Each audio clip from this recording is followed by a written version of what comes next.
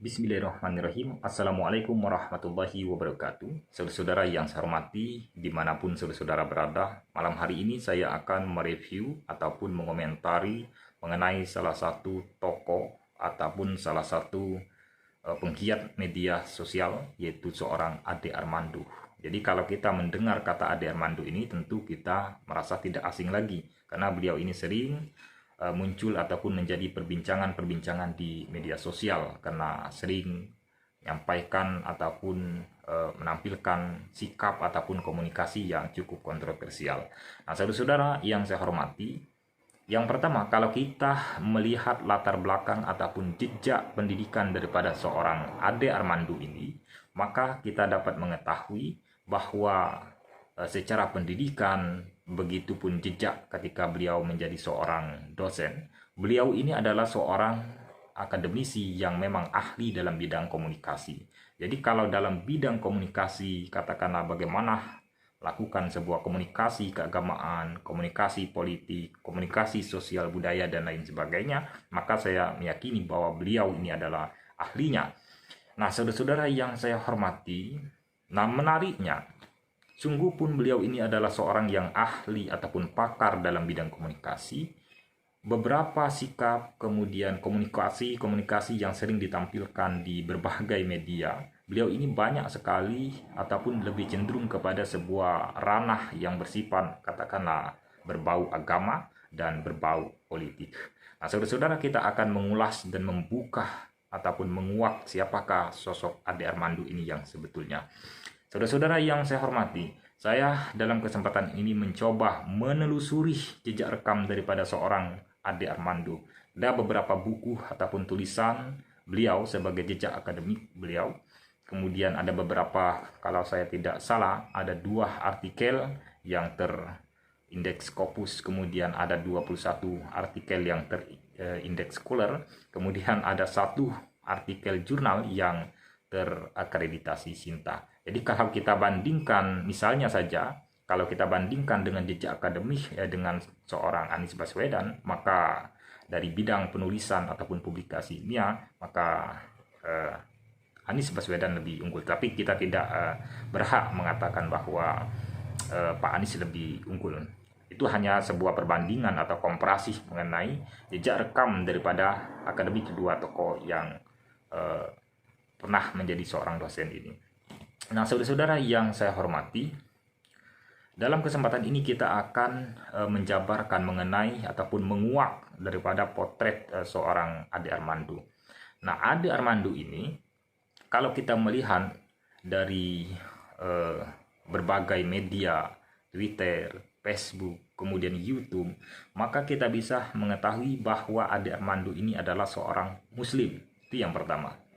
Seorang Muslim yang ahli komunikasi, tetapi beliau ini adalah bukan ataupun tidak memiliki latar belakang pendidikan dalam bidang keagamaan di level akademik. Nah, jelas bahwa memang beliau ini adalah spesialisnya adalah seorang ahli ataupun pakar komunikasi. Berangkat dari pakar komunikasi ini, saudara-saudara, maka Ade Armando ini mengetahui betul bagaimana pola komunikasi yang baik di dalam berinteraksi antar sosial, keagamaan, ataupun di dalam sosial politik di tanah air kita. Nah, berangkat dari itu, maka Ade Armando ini sangat menjunjung tinggi yang namanya toleransi dan sangat anti sekali dengan sikap radikalisme, dan sangat anti sekali dengan sikap intoleransi. Nah, oleh karena itu, kenapa beliau ini lebih condong kepada Ahok, kemudian kepada kepada pemerintahan ketika terjadinya sebuah pertarungan atau kompetisi politik antara pertahanan Bapak Joko Widodo, kemudian dengan waktu pemilihan sebelumnya, yaitu Prabowo Subianto, yang notabene-nya banyak didukung oleh Front Pembela Islam. Nah, saudara-saudara, ternyata kalau kita melihat latar belakang ini, bahwa Ade Armando ini sangat anti sekali dengan sikap ataupun kesan Muslim yang anti dengan toleransi. seperti Front Pembela Islam yang diklaim beliau, yang dianggap beliau tidak toleransi, radikalisme, dan lain sebagainya. Nah, saudara-saudara, juga pada kasus Ahok misalnya, beliau juga berada lebih condong kepada Pak Ahok, dalam artian beliau mendukung, berada pada kubu Pak Ahok.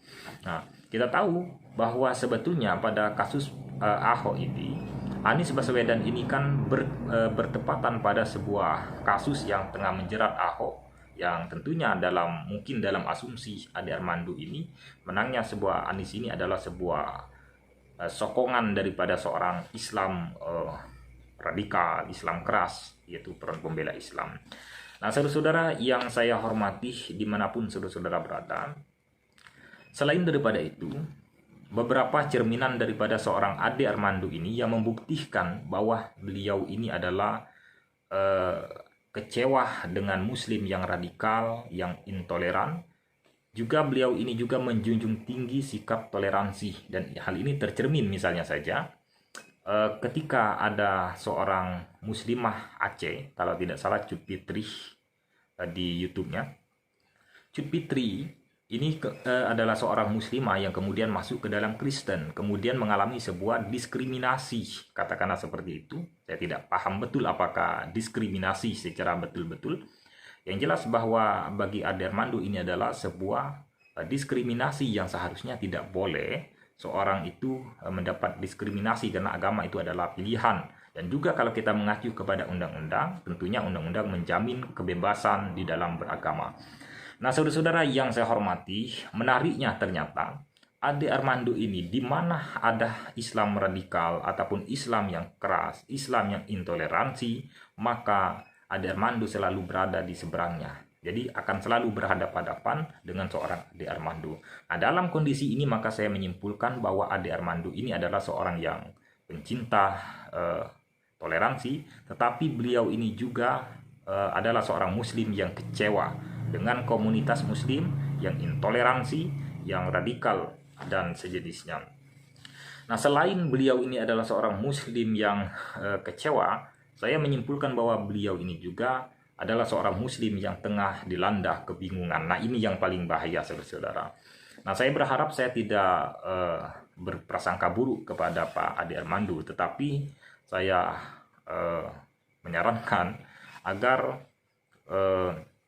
lebih, selain adanya sebuah kekecewaan terhadap komunitas ataupun sosial daripada muslim-muslim yang ada di Indonesia, ataupun dari berbagai pengalaman-pengalaman beliau yang terekam dalam akal pikiran beliau adalah Islam negatif itu, maka harus dibarengi juga dengan sebuah pengkajian secara komprehensif terhadap eksistensi ataupun substansi Islam, sehingga di dalam komunikasi, di dalam alam pikiran juga tidak dilanda oleh kebingungan. Dan kalau misalnya hal ini tidak dibarengi dengan pengkajian Islam secara komprehensif, maka saya mengkhawatirkan akan berbalik arah. Dan kita tentu saja tidak asing lagi mendengar candaan-candaan dari seorang Ade Armando yang semisalnya saja MUI misalnya lambat mengeluarkan vaksin, maka beliau di dalam YouTube-nya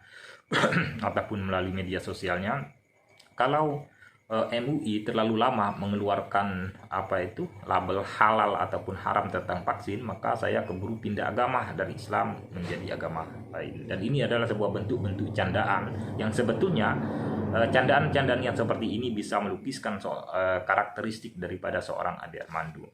Nah, saudara-saudara, sekali lagi kesimpulan saya bahwa Ade Armando ini adalah seorang penggiat media sosial, seorang Muslim yang tengah kecewa kepada komunitas Muslim yang negatif, dan beliau juga di tengah ataupun dilanda kebingungan. Beliau adalah ahli komunikasi, tapi beliau bukan ahli ataupun pakar dalam bidang keagamaan, tetapi beliau ini banyak menyoroti dalam bidang agama. Nah, oleh karena itu saya mengkhawatirkan mudah-mudahan beliau komitmen dengan agama Islam dan tidak semakin jauh dari anggapan para netizen. Terima kasih telah menonton video ini, dan mudah-mudahan beliau sehat selalu dan diberikan komitmen untuk berislam hingga sampai kematian menjemput. Terima kasih. Billahi taufiq wal hidayah. Assalamualaikum warahmatullahi wabarakatuh.